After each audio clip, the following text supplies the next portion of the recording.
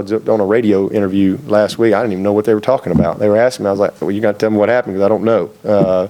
But since then, I've heard about it. It's been all over ESPN and all that stuff. But I don't know all the details. Who knows? But it's kind of a pretty sad situation because it's a distraction for a football team who's trying to, win games. Were you brought into the vetting or the reviewing process of President Clemens before he was hired? No, not at all. And really didn't want to be or try to be. That's just not my deal. I mean, I know my job, and, I have great trust in the people who make those decisions.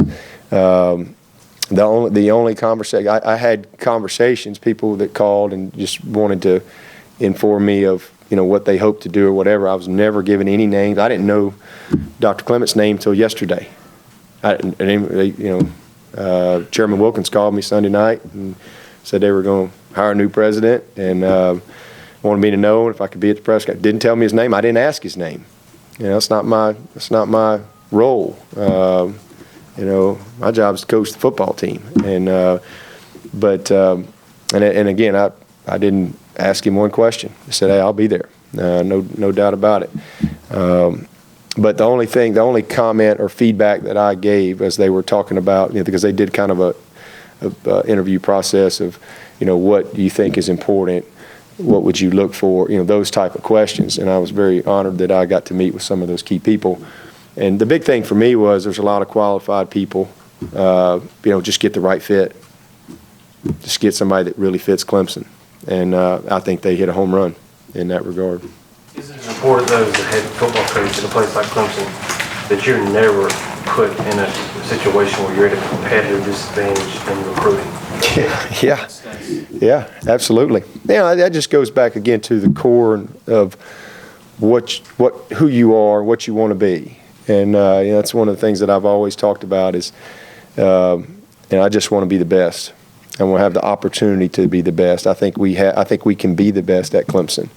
I don't have any doubt about that. I think we've already become one of the best. We've been one of the most consistent teams in the country over the last 3 years, and we've had great support from our administration. But you want to be able to. Again, can just compete at the highest level in every area, whether it's recruiting, facilities, whatever. Because ultimately, that's how we're judged. This is our livelihood, and that's how we're judged. And you just want everybody to be on the same page. Everybody know the rules, and I can play by whatever rules we have. I just want to make sure everybody knows what they are, and we're all on the same page with that. And we've, I think, got a great situation here and great support. Dabo, we've talked a lot about the ACC's improvement this year on a number of levels. How about on the defensive level? It seems like in league defenses are allowing fewer points than the SEC, the Pac-10, the Pac-12, Big Ten, on and on and on. Have you seen, when you click on the film to scout teams, have you seen that improvement on defense with opponents throughout the ACC? Absolutely. I mean, this is. People love to have this debate and talk about all that stuff. I mean, the facts are what they are. And the biggest reason, because we have, if you look at all the evaluators of, okay, if you're really going to say, okay, who's the best conference or whatever, the ACC is first or second in just about everything. With NFL players and so on and so on. But the thing that has knocked us as a conference is we just have not been nationally relevant in November, as far as having consistent BCS teams, and then performing well in those games. That's really what's created it. And then you've had obviously with what the SEC has done, because that's right here where we live, and they've been very dominant. They've in producing, and they've had 2 or 3 teams every year, and one of them has really just separated. The rest of them, are no different than anybody else. But in our conference, we haven't had that. And last year, this year, I think you're starting to see some teams emerge, and we're one of them. and being much more nationally relevant consistently. Obviously, with what Florida State's done this year, I mean, they're as good as anybody in the country. They can play with anybody and can beat anybody. And that's what we need. We need, from a conference standpoint, big picture, that's what we need. We need to have 2 or 3 really good teams that are very relevant in November. And you got to consistently doing that, whether it's this team this year, this team the next year, whatever. But just having somebody that's in that conversation, I think that is the biggest thing conference-wise that we have not done in the last several years. National championship picture and all those things. But specifically on defense, what have you seen? Defensively, I mean, you look at the guys that have been drafted out of this conference over the last 7 years. I mean, we got a bunch of great defensive players that have come out of this conference. That's the best evaluator that you got right there. The NFL, they go draft the best players in America. That's what they do, and that's what they get paid to do. And our conference has produced great D linemen, great linebackers, great secondary guys. So, if you look statistically, the ACC defenses are some of the best out there.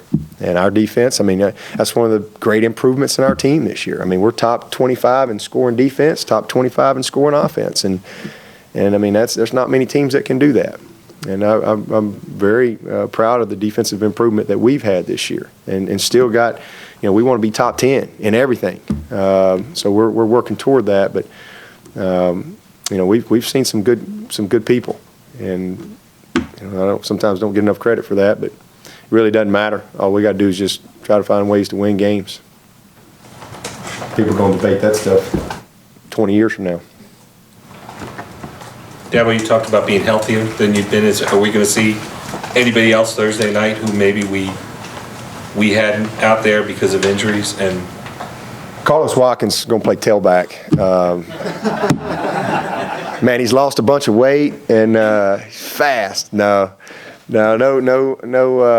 Nobody that's been hurt or anything like that. Peters, but he, I think we all went on the same page there that we expected him to be back for this week, so he'll be available and ready to go. C.J. Davidson's the only one that's not going to play. He's the only one. He's not quite there. Gohagan will be back in the mix, and he practiced well yesterday. So everybody else should be good to go. You mentioned last week about how you're still in favor of the bowl system, and you gave some pretty good reasons why, but I'm thinking if the playoff was here this year, wouldn't the end of this season, the month of November, have a different feel for this team because you would be in contention still for the playoff? I hope not. Because again, our objective is just to have the best season possible. And, there's never been back-to-back 11-win teams here. There's a lot of great things out there. And the system is what it is. Obviously, next year, the conversation changes because now you don't have to be in the top 2. You just got to get in the top 4.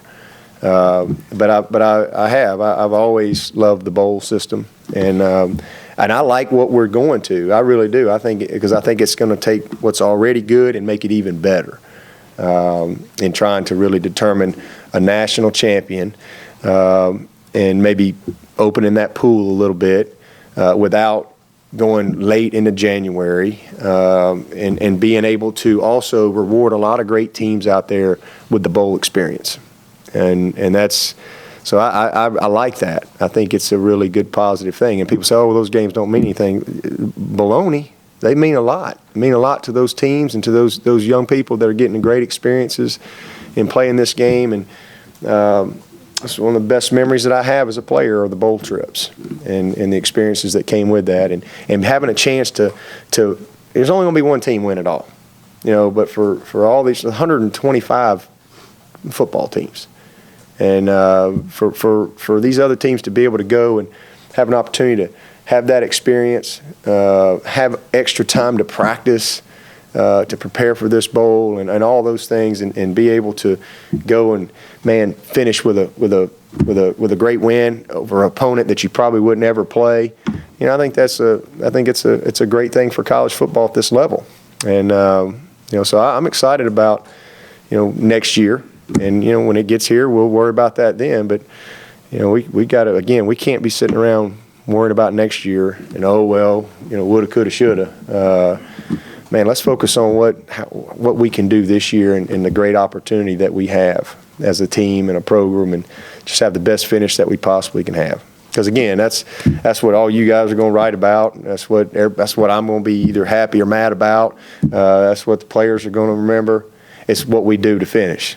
I mean, that's just it. And nobody going to be talking about us beating Georgia in September. Y'all done forgot about that one. You know, that one's done long gone. Or how many good things that we've done, the consistency that we've had. Nobody cares about any of that stuff. It's all about how you finish. And that's just part of the deal. And I'm excited about getting out there and competing and trying to just do the very best we can.